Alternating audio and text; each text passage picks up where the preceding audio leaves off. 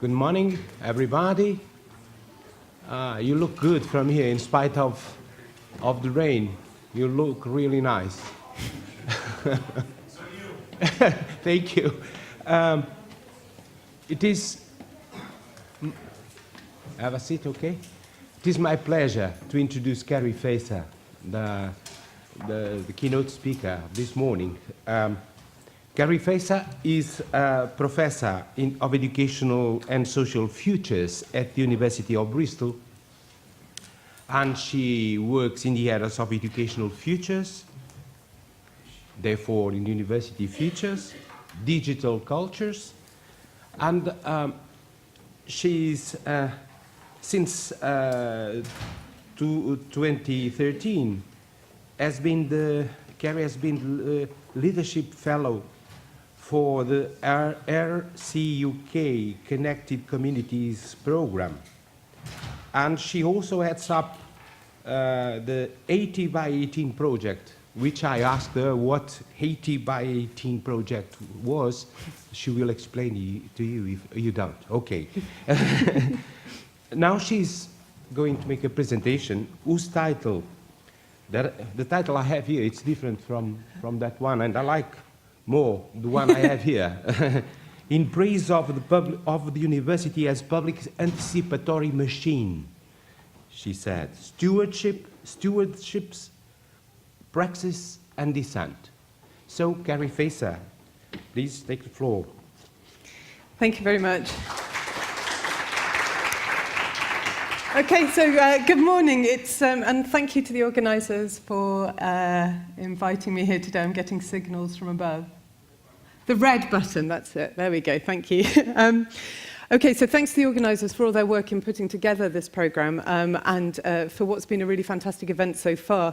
And I'm honoured to be invited to come. I don't really see myself as an HE researcher. What I'm interested in is the relationship between education and socio-technical change. And as part of that, I'm interested, therefore, in how we think about the future. So what I want to talk about this morning is not the future of the university that's implied in the title of this conference, University Futures. Although I am tempted to do that, there's a bit of me that thinks we ought to be talking about the future of the university in the context of significant environmental disruption in the light of some of the rain that we've seen this morning. We also ought, at some point in our discussions, to think about the implications of things like robots, AI, demographic shifts, but that's for another day. So what I want to think about is to create some space for thinking about the relationship of universities with the future. How do universities think about, act upon, create space for and influence the future? And how might this be changing as the relationship between universities and societies change? Now, we know that universities are implicitly understood in the theory to have a relationship with the future. We only have to think about Weber's Science as Vocation, or Alfred Whitehead's statement that the task of the university is the creation of the future. And then an important caveat: as far as rational thought and civilized modes of appreciation can affect the issue, can rational thought and civilized modes of appreciation actually help? At the same time, the idea that universities have a distinctive relation to the future is also visible in the way that universities talk about themselves. Vice-chancellors do it all the time. Look at this wonderful purple prose from the president of Cornell. Universities, with all their imperfections, represent the crucible within which our future will be formed, boiling, steaming, frothing at times. A new amalgam must somehow be created within them if we are to surmount our social problems and rediscover the civic virtues on which our society depends. No big challenge then, folks. And indeed, I mean, if you visit any campus today, if you look around, these narratives of the university's orientation to the future are visible everywhere. I was in Glasgow the other day. There's big banners up everywhere saying, come to Glasgow if you want to change the world. You know, this future orientation is what we're claiming. So what I want to do, though, really, is to take this question of the relationship between universities and the future seriously. I want us to think about what the distinctive nature of futures work is in the multi-faculty university. And then I want to think about the tensions that are emerging, I believe, between universities and society about precisely the nature of that future work, and then think about really the sorts of new forms of universities that might emerge as we work through those tensions. But first, just to give you a sense of where this is coming from, I'm going to take the scarf off, which could be an interesting moment of disentangling, as there appears to be a kind of cable. There we go, look, that happened elegantly. Nobody noticed that, did they? Right. So the basis for what I'm going to be talking about today is 4 projects. The first one is a Worldwide Universities Network project that ran 2012 with John Morgan, Richard Sanford, Adam Nelson. And what we were doing there was looking at how university disciplines position themselves in relation to the future. Interviews with over 70 academics across 3 different institutions in China, the US and the UK. The second project that I'm drawing on is the UNESCO No Labs programme, which is a collaboration that I've been involved with the UNESCO Foresight team since 2013, where we've been looking at how anticipatory practices in governments and policy sectors are culturally informed and geographically patterned. And here I want to recognise the work of Riel Miller, who's head of Foresight at UNESCO, Roberto Poli and Ted Fuller. The third basis for what I'm going to talk about is the Connected Communities programme, and I'll talk about that in more detail. But specifically, I want to recognise the work of Bryony Enright, who worked with me to interview over 100 academics and community partners to try to really get into the question of how the relationship between universities and community partners is being negotiated when people are trying to do this work on the ground. And finally, I want to recognise a project that I ran with Tom Osborne at the University of Bristol last year around the future of social sciences. And again, we interviewed academics across all faculties, and we also spoke to a whole range of funders. So these, if you like, are the basis for what I'm going to be talking about today. And what I'm trying to do, I'm using this talk as an excuse to kind of stitch these together, because what I want to try to do is think about the relationship between futurity and the publicness of the university. How do those two things stitch together? And I hope that you'll treat any gaps in the argument, as Sarah Amsler says, as gaps where the light comes in, as opportunities for talking and for conversation. So, to kick off, what do we think the relationship is between the university and the future? Well, as soon as we ask that question, we have to get a bit more specific. We have to start saying, well, in what cultural contexts, in which areas? Because there are clearly highly different ideas of what the future is in different places. Futurity and temporality are cultural phenomena.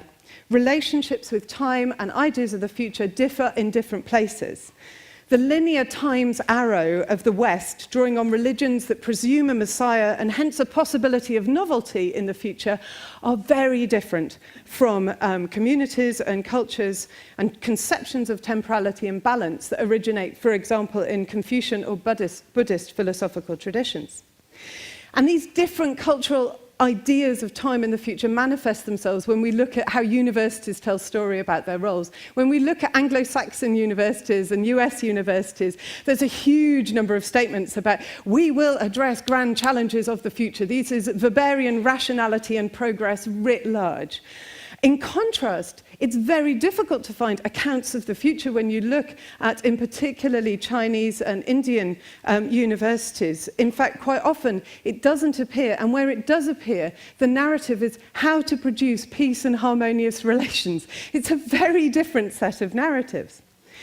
Place also manifests itself in universities' futurity in very different ways. So universities work on futures that are closely related to their histories. So it's unsurprising, for example, if you look at Bergen University with its history of oil, they're doing a huge amount of work on the future of energy. If you look at Cape Town, there's a huge amount of work on the future of interpersonal and inter-community relations. If you look at Maastricht, unsurprisingly, they're doing quite a lot of work on the future of Europe. So what we have to do is be very careful when we're generalizing about the relationship between these two tricky concepts, the university and the future. But I do want to suggest that the multi-faculty university comprises 6 elements or orientations towards the future that, when they work together, have the potential to offer a unique contribution to the way that society works on and thinks about the future. So, I want to talk these through now. So first off is stewardship. The library, as the heart of the university, is symbolic of the stewardship orientation toward the future. It's the notion of the repository, the archive, the place where you hold lost, unusual, difficult, transient, fragile forms of knowledge. And it's echoed today in the online repositories, the e-journals, as well as the commitment to teaching ways of knowing, ways of being in the world that are obscure, marginalized, undervalued, curious, and out of place. So the university stewardship role values, protects, holds, and keeps alive difference. And it's possibly the oldest role that the university plays in relation to the future. And it's the one that gets ignored all the time when we're talking about grand challenges and how to confront them. The second orientation we might want to consider is that of reflexivity toward the future. Universities are, after all, places where we hold up and examine how we think about the future. From the earliest studies of religious texts and divination, scholars have been interested in understanding how we imagine and why we imagine and believe and trust certain things about the future. And these studies are now not only in literature and theology, they're also manifesting themselves, for example, in the new field of prospective psychology. So Martin Seligman's work on a shift towards anticipatory and prospective forms of psychology. So explaining psychology not from a past orientation, but from a future orientation. Or if you look at the work of biologists such as Rosen, whose argument now is that life is defined by the capacity to anticipate. Now, such calm and contemplative resources for thinking about the future are very different from the third orientation, which we could call the modelling orientation. And this mode, originating from the Newtonian worldview, presupposes the capacity to identify patterns in nature that can be predicted and projected into the future. And this orientation to the future is the one that underpins what Sarah was talking about yesterday, the colonial rationality, the capacity to make a claim that one particular set of patterns will manifest themselves in all times and in all places.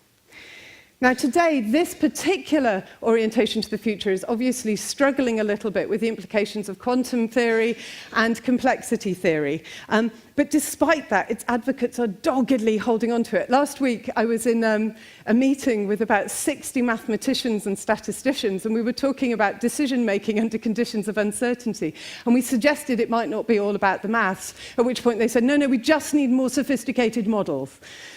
You just take a deep breath. Anyway.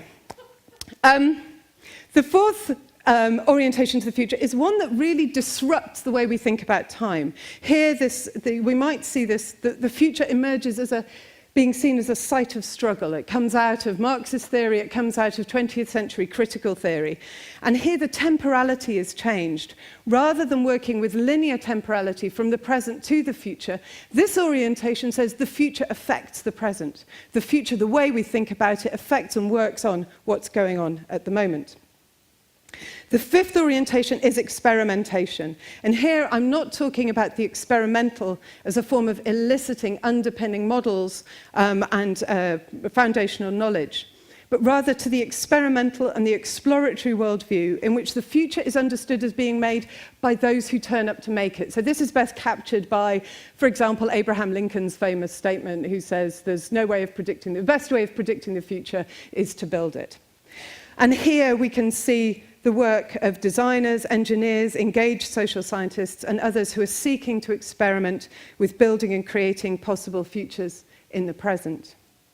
And then finally, there is the educational orientation of the university to the future.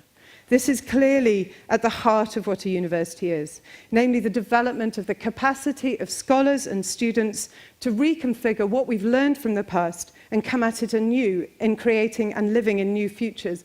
And here, the future is embodied in people rather than in knowledge and practices and artifacts. But arguably, each of these orientations to the future is individually inherently fragile. Experimentalism without stewardship can lead to destruction. Modelling without reflexivity produces impoverished models. Critique without experimentation produces empty hand-waving from the sidelines.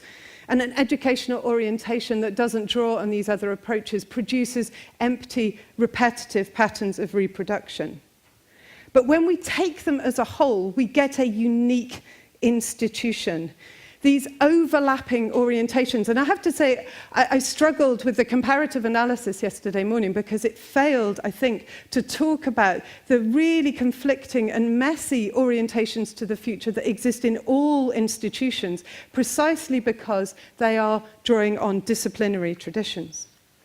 So this complex orientation to the future is both concerned with preserving and with inventing, with ideas, people, practices, and things. And I think the university, if it's able to articulate these different ways of knowing, offers a unique institution to contribute to society's conversations about the future, as Michael Young would put it.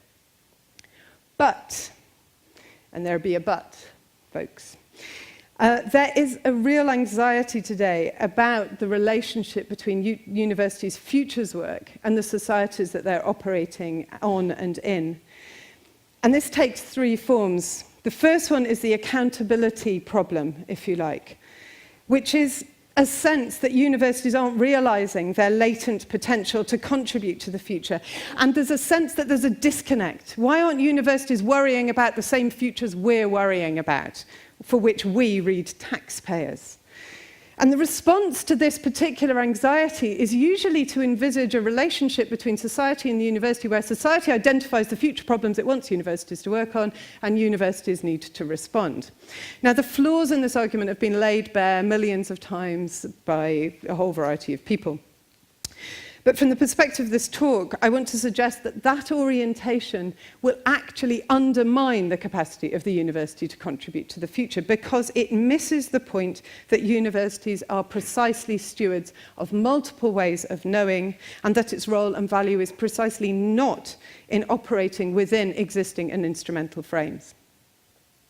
The second problem in the university-society relationship is the knowledge problem. And this is a concern that tends to be voiced within the academy about how and whether these different stances, the modelling orientation, the critique orientation, stewardship, can be knitted together. And there's often a sense of powerlessness in relation to the future that we hear from academics. So have a look at these sorts of statements. This is from a group of philosophers and social scientists who are sitting at one table in a workshop, and on another table there's a bunch of computer scientists and engineers. And one of them's saying, well, the scientists would say, I can generate knowledge that can change this forward trend. But none of us, social scientists and philosophers on the table, could claim to do that. But over there, the computer scientists and the epidemiologists, maybe they would, and that would change the picture. Potentially they can come up with an intervention. Now, they might turn to us and say, I've got no idea how to get this implemented. That's a political issue. Bring in the philosophers. Yes, we've a lot of clout, says the philosopher in the group. I've noticed your skills over the years, says one of the other sociologists.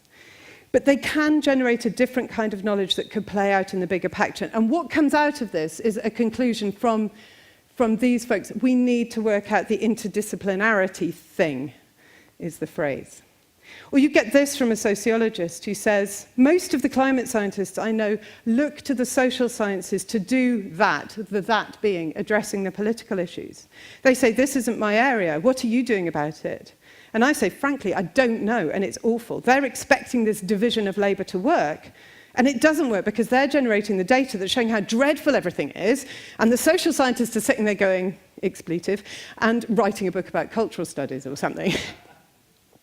So there's a real anxiety about interdisciplinary, about how these different stances to the future, particularly the critical stance, the modelling stance, and the experimentation stance, how can they be knitted together? And the third anxiety about universities' futures work and publics is the ethical democratic problem, which relates to whether the universities' production of knowledge about the future should happen in isolation from those who have a stake in it, who may be able to inform it, and who are likely to be affected by this knowledge. And this last point, it seems to me, we have to take very seriously. All of the actions of the university create futures which, as Barbara Adams observes, have long-term, real and material consequences, even if these are not immediately visible. You only have to talk to individuals who are working with indigenous knowledge around agriculture to talk about the juggernaut that is Western science in terms of working on communities. The university, therefore, has a responsibility to consider what those futures might be, who might be impacted by them, whether these may be imagined and envisaged in other ways. The other thing is that the future is not a specialist subject. By definition, it doesn't exist. There is therefore no reason why working on and imagining futures should not be a democratic activity. There are many sources of expertise that might inform both what we desire to see happen in the world and how it might be made. So, these tensions around accountability, around knowledge, around the ethical democratic relation are producing, I would suggest at present, what my grandmother would call a Great Huli, a huge debate about the relationship between universities and the future. And on the one side, we can see the traditionalists digging in, staking a claim to the autonomous university, fighting against the reduction of the university to instrumental accountability, with the claim that blue skies thinking will inevitably lead to future consequences and that that will be a good thing. On the other side, we see an uneasy coalition of emancipatory critical scholars and neoliberal ideologues who are making the case that futures need to be made in partnership with society rather than by a separate group of scholars. Now, this debate is often very abstract. It's often fought with reference to an original past that becomes embodied in the totemic dead white male figures of Newman and Humboldt, if you're lucky, Dewey. If you're particularly lucky, someone will mention Hannah Arendt. So what I want to do today is, if you like, focus in on this third ethical democratic question, but I want to do it by working through the Connected Communities project. So I want to ground the argument by exploring in some detail what happens when, on a large scale, university academics are invited to collaborate with partners beyond their walls on research that is about combining theory and practice to constitute an ethical orientation to the future. So what I'm going to do now is shift and talk about what I know best, namely the Connected Communities programme. Now, this programme, I'm going to apologise here, I'm going to focus in on from a UK perspective. And bear with me, those of you who are not from the UK, because I think there are implications here about the way different knowledges are being combined that have implications more broadly. But to give you an introduction to the programme was born in a real tension. It was born out of very conflicting imperatives. So it started in 2010. And it emerged at the time that the new coalition government came in, and the new coalition government in the UK had this big idea of a big society, and it also had a concern with austerity. And suddenly, the smallest UK research council, the Arts and Humanities Research Council, proposes a programme that is about understanding community, at which point everybody was in uproar because it was seen as, if you like, the capitulation of the research community to government agendas. But it's more complicated than that, because what happened was that the civil servant behind it has a 15-year history of trying to build rigorous, critical conversations between publics and universities. And he put together a guest list for the first event that brought in a load of critical and radical participatory scholars. So what happened was that within about a year, the programme was colonised, and it led to really the programme, in effect, becoming a massive experiment in thinking about how communities and universities might work together to create both new knowledge and new practice. So just to give you a bit of a flavour of it, it involves 327 projects at the last count, ranging from 6 months to 5 years. I should say my role on this is a really strange one. So I am both funded to do my own research within the programme, and my own research is on learning cities and how cities learn and adapt. But I'm also funded to work across the programme to try to understand how we learn lessons from it. What can we do with it? So topics range for everything from hyperlocal journalism to arts and dementia, over 600 academics, over 500 community partners, £30 million in research funding, which is a non-trivial amount of funding. And there have been a number of innovations in terms of the funding mechanisms. So community partners can be named as co-investigators on the same level as academics, so they're able to set research agendas. And in fact, when projects are selected, they have to demonstrate how community and civil society organisations have been involved from the outset in scoping the research and setting the agenda.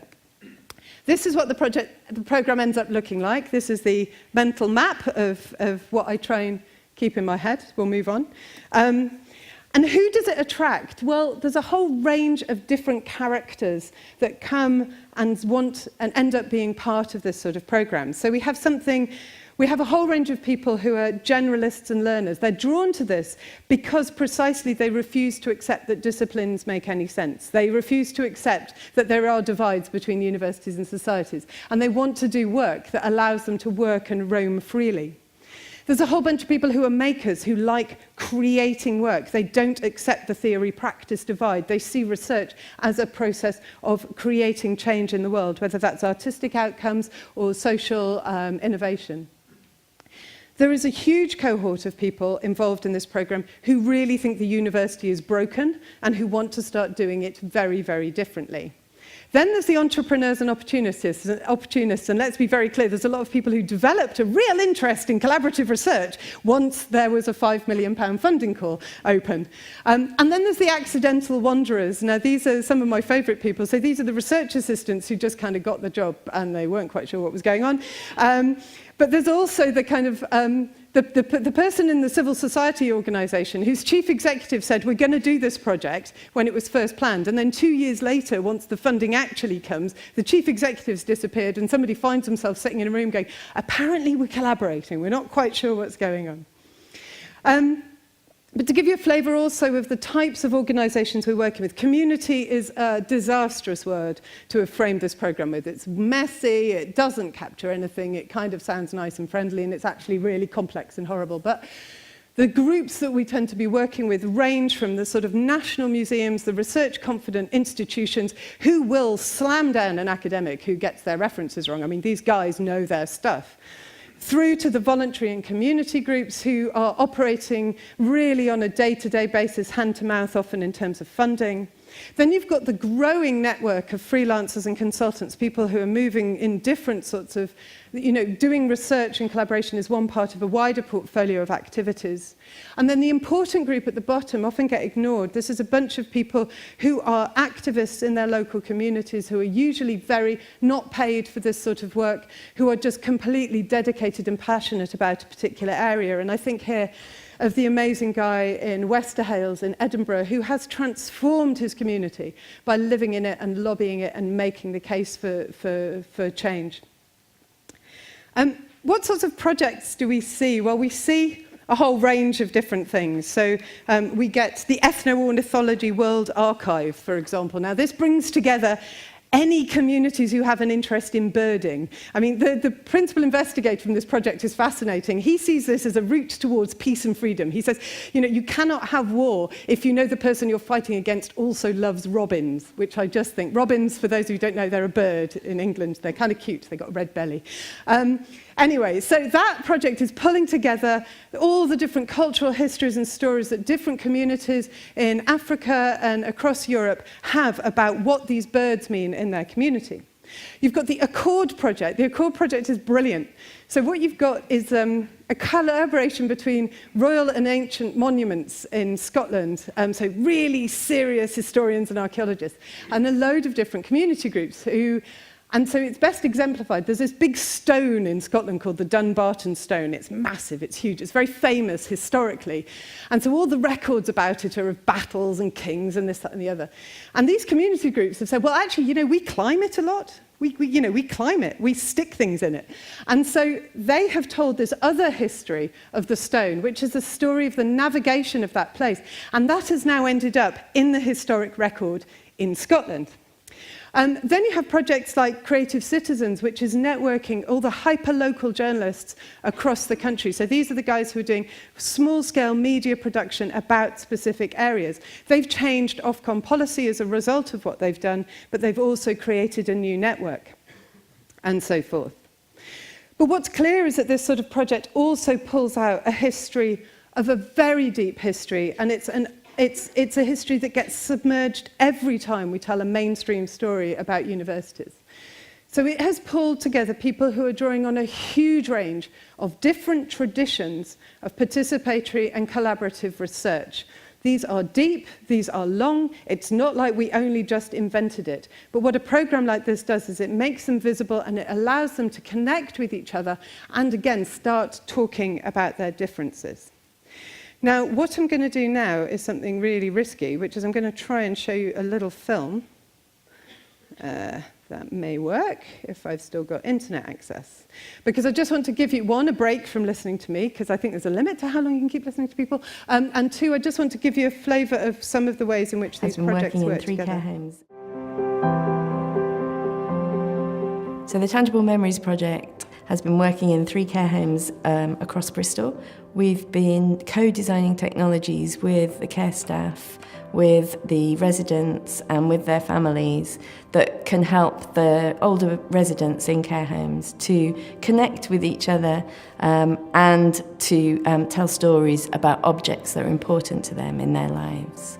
So our main non-academic partner is Alive Activities, and it was really important for us to work with them because none of the academics involved had extensive experience of working in care home settings.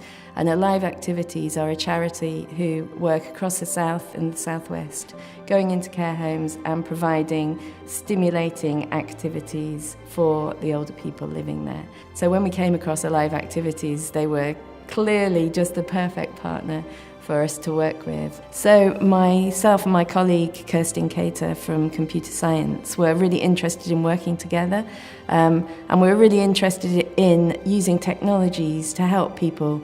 At first they were quite hesitant to work with us, saying, oh, I'm not sure I use computers.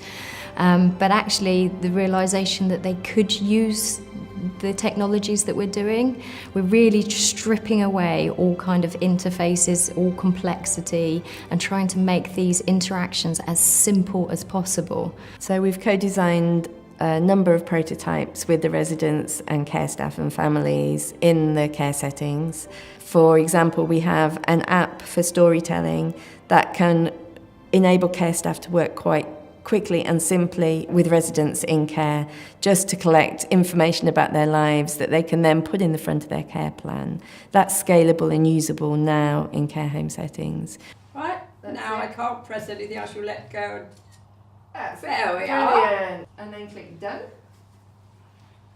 And there she is. Simple, can isn't see it? Simple, Simple. very simple, yes. That's lovely. Well, we've always been a very happy unit here in this building. It really is a very happy place to be. But I think we've probably come a little bit closer in our friendships by doing this together. And we have such fun, we laugh an awful lot. And I can honestly say on a personal note that it's done me an awful lot of good. It's brought me out of myself. It's given me the confidence that I was lacking. It's been a complete eye-opener and brought us up into the modern world.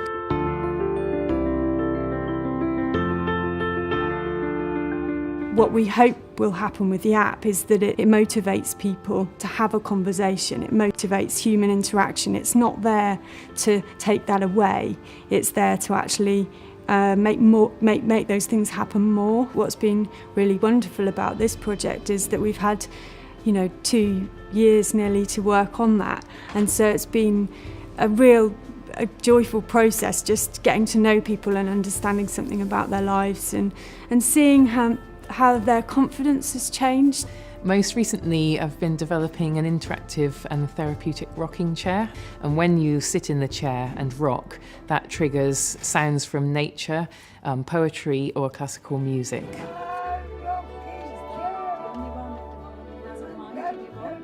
We wanted to create a therapeutic and imaginative experience through soundscapes, where people might listen to sounds from nature and imagine something happening that kind of was therefore a peaceful listening experience. It didn't necessarily centre on fact, but could be fiction. Okay, so that gives you a flavour. One of the things that I want to flag there is that, it had such a variety of partners involved, but one of the most interesting things was a conversation between the folklorist who was doing ethnographic work with the community and the dementia specialists who suddenly realized there was a huge amount of commonality in this business of how you work with fragments of narrative to make sense and to tell stories. So both sides learned a huge amount from that. So that is a particular type of collaboration. It's mainly in the co-design side. It's not the radical participatory action research, but it just gives you a flavor of what's going on. So what I want to do is try to link back to my earlier points about the university's orientation to the future and think about this program. I want to make 4 points about what it can tell us about how, when academics and communities work together on the future, how that might be playing out. So I think what's critical when we see these projects is that they engender discussions about the telos of research, about the purpose of research. A key characteristic of the projects is that the future implications are actively, necessarily, and intentionally a focus of conversation. There's lots of claims about the future. But what the point of the work is, how and whether projects will contribute both to scholarly knowledge and to social change, is where significant tensions and productive possibilities arise in projects. Indeed, what tends to be up for debate are what's often called in development studies the theories of change that people are working with. So, for example, these are just some quotes that, feel free to read.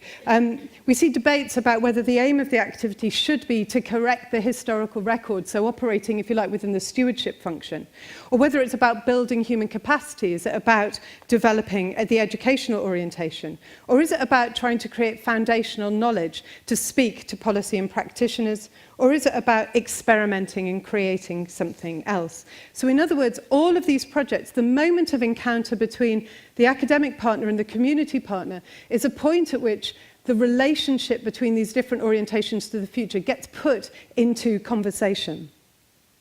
The second point is that university-community collaborations like this engender debate about what university and community will be for each other. In other words, there are moments in which project participants have to negotiate what role they will play in each other's futures. They have to negotiate the fantasy of the other. And I want to spend a little bit of time unpacking this, as this is where what we get is a productive crisis of identity in the university that I think is giving us some interesting insights into the future trajectories of the university at play.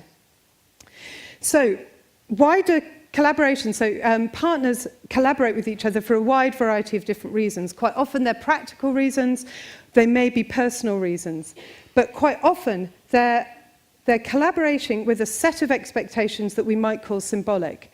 So there is a desire to work with the other that is less about the actual people involved and more about the complex idea of what a university or a community can do for each other, how they might rescue and redeem each other. So for university partners, what we see is quite often the idea that communities will provide authenticity, legitimacy, accountability, access to this mythical real world beyond the university. Reciprocally, for community partners, you see the idea that the university has an almost magical power to validate and offer credibility to the work of the community partner. This mystical thing called research is seen as a means of translating the work of the organization into other stuff, into powerful arguments for funding, for support. So what these projects do is they require the partners to address and disentangle these fantasies of the other. And for the projects to work, community partners have to think about whether they really can offer authenticity and legitimacy. Are they really speaking for the community or as individuals? Who are they speaking for? Are they entitled to play that role? Reciprocally, university partners are required, in a way that they probably haven't done since they were doing their PhD, to explicitly explain what this process called research is. How does research translate everyday activities into credible knowledge? What are the truth claims that are being made? What are its limits? How much is research a science and how much is it a craft and a making do and a working to hand with an experimental practice? At the same time, what happens is community partners reclaim and discover their own expertise in producing knowledge, while the academics often reclaim and rediscover their own identities as members of the community. Now, these questions can be productively challenging, And they are, in many cases, a source of deep existential angst. I have had many conversations with academics who, after this process, start saying, well, what is it I do? What am I for? What is research for? What's a university for? How do we do this differently? But I would suggest that this productive crisis is now engendering a moment in which the individuals involved in these processes are throwing up into the air the very idea of a university. Project teams respond very differently to these two challenges of thinking about the telos of the research and thinking about what we will be to each other. And we see broadly 4 responses. And these, I think, scaled up, might give us some sort of indication into the futures of the university that might emerge as we develop new relationships between university and society. So model 1 is a divide and conquer model. It looks at the productive crisis and runs screaming away from it to adopt your original identities. No, I'm the scientist, you're the community partner, you do facilitation, I'll do working with data.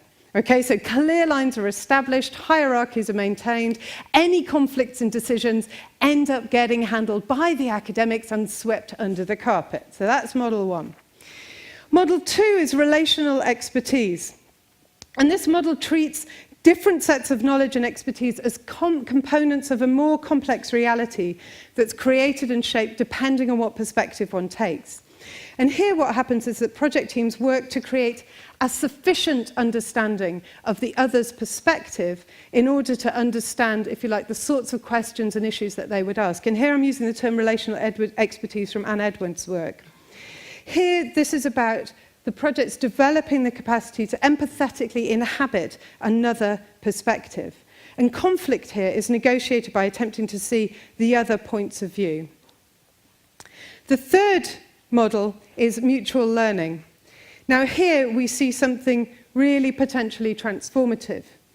This way of working sets out to build the capacity of project participants not only to understand each other's take on knowledge and expertise, but to actually create a new way of working, a completely new perspective within the team.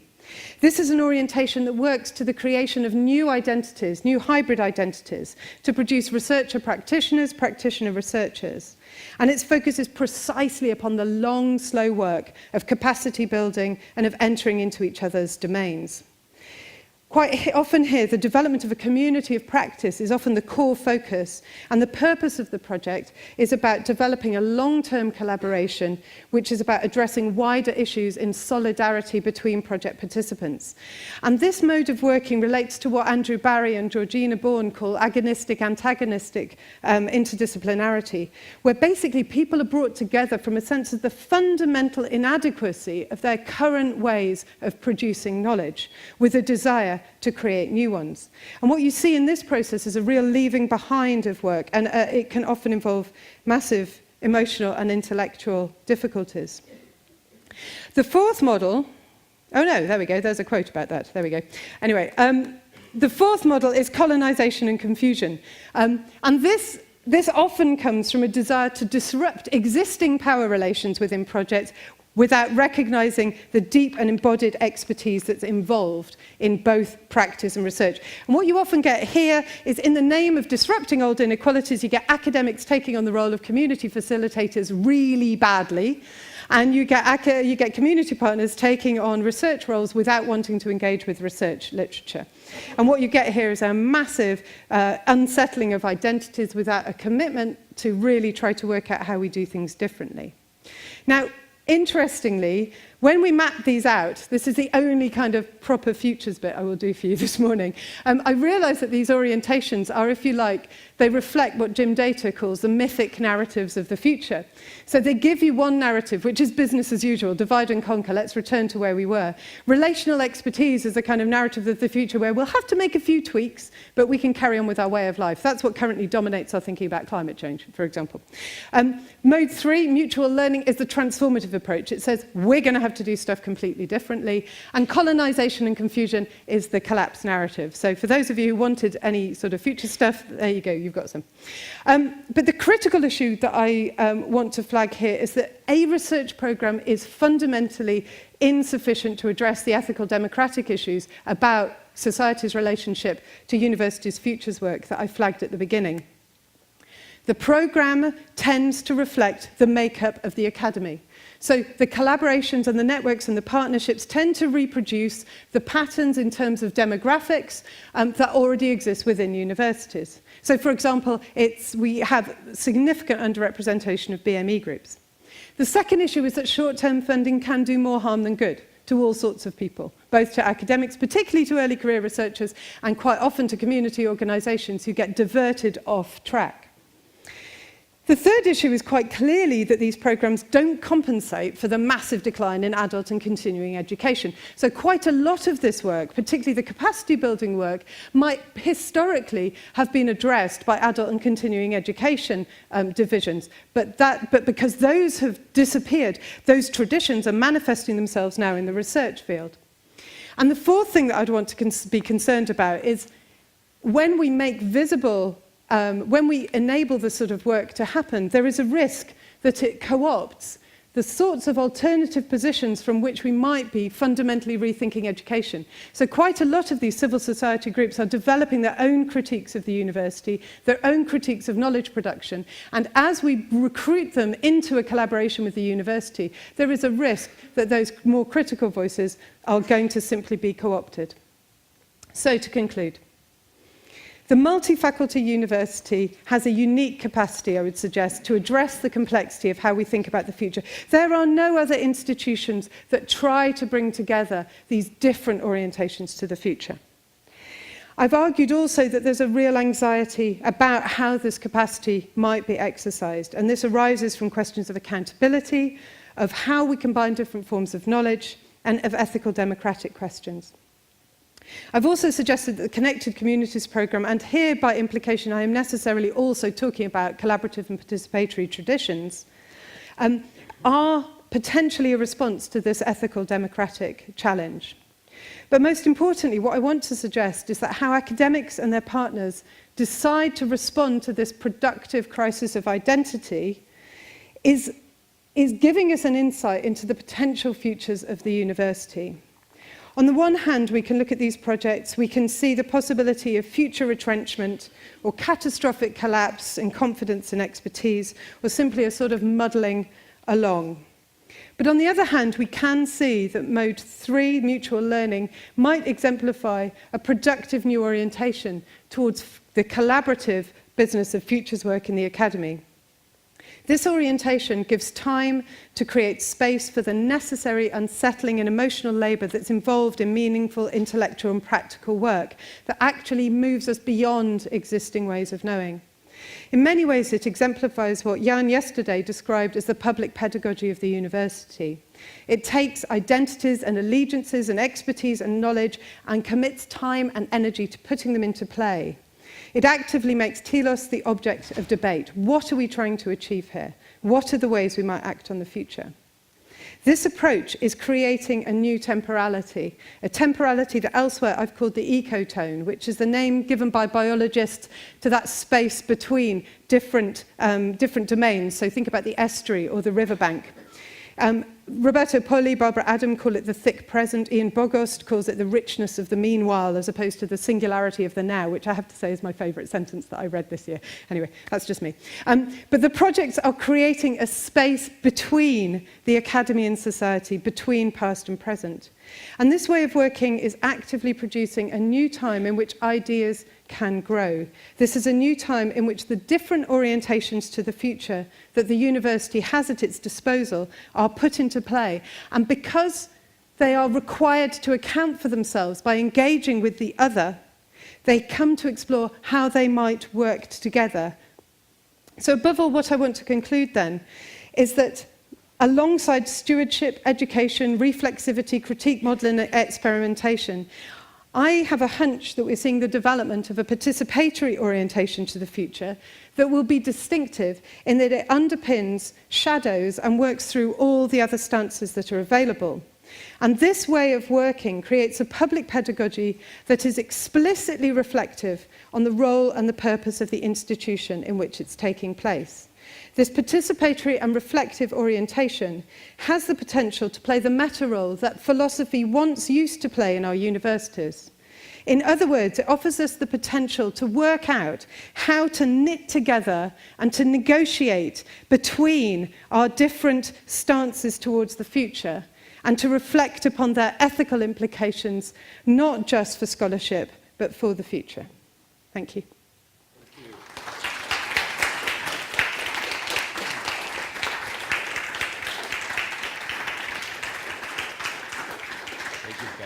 Thank you. Where do you want me? Thank you, Keri, for this interesting presentation. Now we have 10 minutes.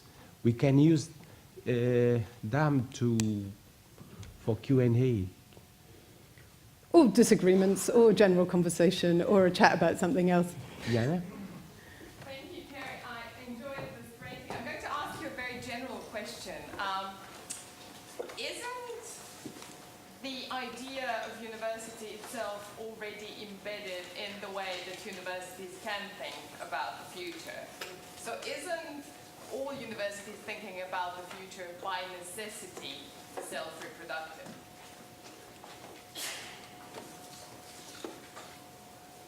Tell me a little bit more about what you mean by that. Gladly. So, when we talk about how universities think about the future, who is doing the thinking? Is it possible for universities to imagine a future in which a university does not exist in one form or another? Yeah. And to push your slide even a bit further, Yeah. couldn't we say that the only way to actually think about radical futures is if we imagine a future without universities, or at least without universities in their current form? Yeah, well, I mean, I'd agree with the latter point. I think, is it Ron Barnett who talks, he says the obligation of the university is to think about the conditions of its own existence. And we don't do it often enough. I would say that is the kind of de facto what one ought to do, but I think the point about the participatory work is that it actually brings this to the forefront. It actually requires that conversation to happen, because I think a huge amount of university practice is quite happy to reproduce itself without actually thinking about its future purpose. I just think it works perfectly happy without any of that sort of reflexivity. So I think, that's where some of the difficulties are, is how you mobilize that reflexivity in relation to, frankly, some of the more dominant disciplines, if you like, in the academy. Personally, I don't think we're very good at thinking about the future without a university in it. I think there's a huge amount of self-protection. I think there's a huge amount of professional maintenance. And what we don't do, I think, often enough is ask ourselves, what is the unique contribution of the university in comparison with the other institutions? And partly what I've been trying to do here is say, actually, there is something unique about the bringing together of these different modes of learning. I mean, for a long time, I've been concerned that when we shift into the participatory mode and you think, okay, I can set up a new collaborative research space, well, what modes of thinking does that not give us access to that we do get access to within the university at the present? So it's, yeah, I'll stop.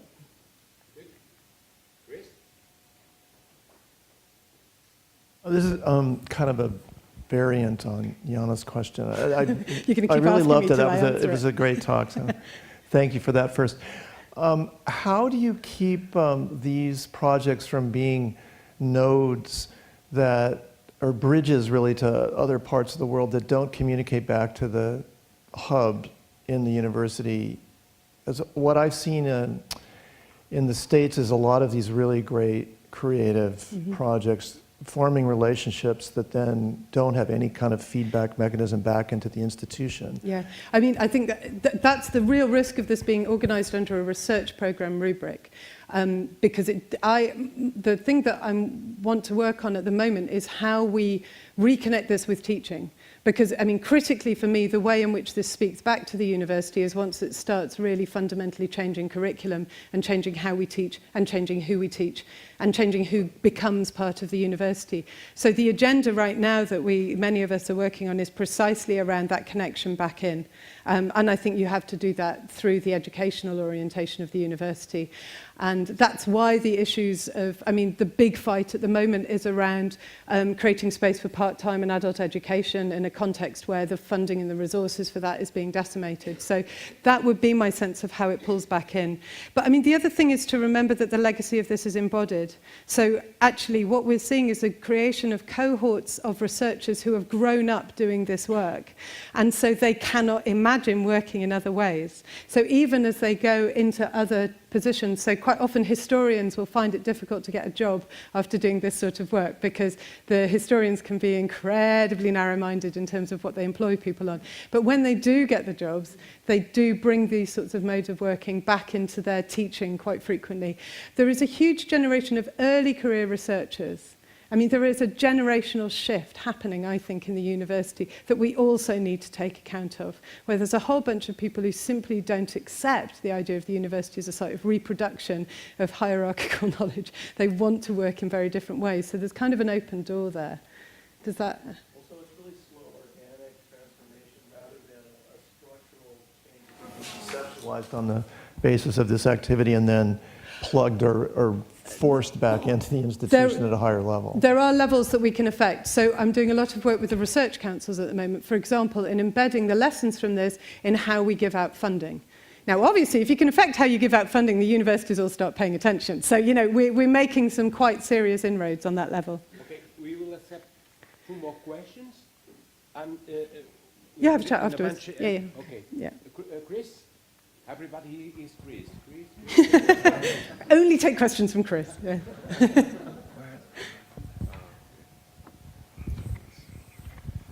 Thanks, Keri.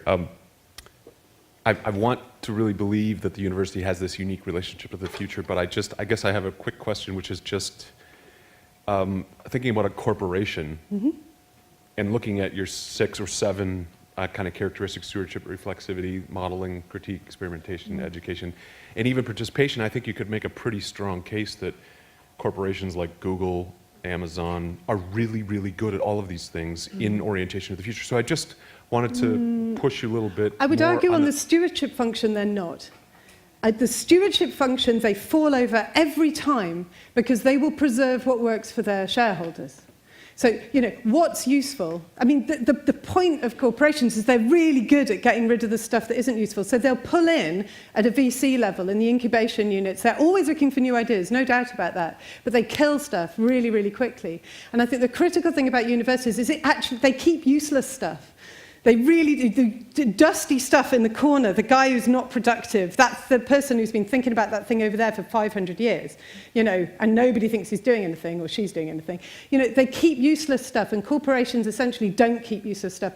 So this is why I quite often see an opposition between participatory folks and those who kind of locate themselves in the stewardship orientation. These two things are deeply connected. And I would argue that places like Google and Amazon obviously are managing information way better than most universities. I mean, there's no doubt about that. They're really good at doing that. What they are less good at is holding and nurturing and connecting stuff that you do not think is going to be useful now. And I think that is a difference. And I think that's why we have to go back to the stewardship function as being the core of what a university is. Thank you. Last question, please. Shall I just shout that loud enough? Yeah. Thank you very much, Keri. Very quick question. When you talk about the future, when you talk about the institution and the university, because you're a researcher and you're looking at the whole thing, there's kind of holistic orientation towards this work. Many people who work in a university have micro timelines, short timelines, small targets, particular roles within those institutions. And I wonder whether you had any observations on the link between how we achieve these large-scale macro changes and orientation through the real lived experience of a PA, a library assistant, a student on a short course, a participant who's working in a different time frame with limited power. There speaks the Dean. Yeah. Yeah, I would say, I mean, I think we do induction really, really badly in universities. We really, really are useless at saying, welcome to this thing, and this is what it is. So I would suggest, look at induction and say, this is what you're coming into. You're coming into a place that does this differently. And I think for both professional services and for academics, we need to do that better, and particularly for students. So I'd say, work on induction. And then the other thing is again, I mean, I'm always astonished at how poorly universities manage spaces where we come together. They're really bad at arranging meetings, at managing kind of spaces where people think about stuff. There are all sorts of models for creating space to reflect on what you're doing that exist outside universities. There's really some practical examples, folks. Please, can we just pull those in and use them? So, I would say look outside, but also understand what we are good at and tell people about it. What is this beautiful, amazing, special, disruptive, problematic, tortuous thing that is the university? Let's invite people into that conversation right from the beginning. And if we don't do that, then actually we're missing the point. Okay, thank you, Keri. Let us join in applause to